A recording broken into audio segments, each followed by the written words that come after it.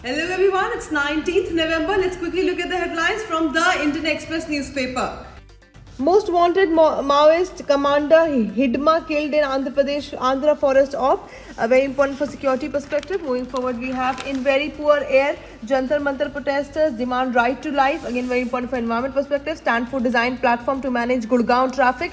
Again, very important for infrastructure perspective. Moving forward, we have zero tolerance to terror, no whitewashing, says Jay Shankar. Again, very important for international relations perspective. Then we have Maoist brought imported ideology but failed. Soon Bastar to be in mainstream. Again, very important. Then we have Bengal CEO says will use AI-based app to identify duplicate voters during SIR. Again, very important for polity and governance as well as science and tech perspective.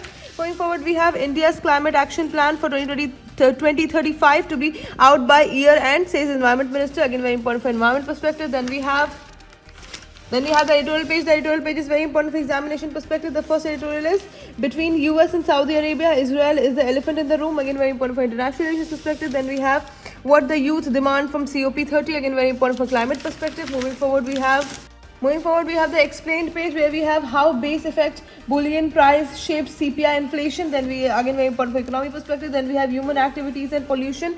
What threatens India's sea cows. Again, very important for conservation perspective. Then we have Nogam blast.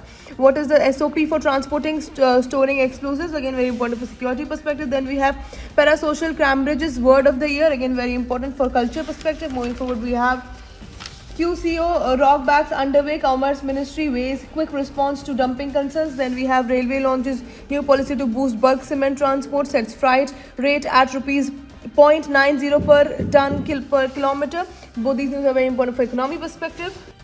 And that is it for today. I will see you in another video. Until then, bye bye. Take care.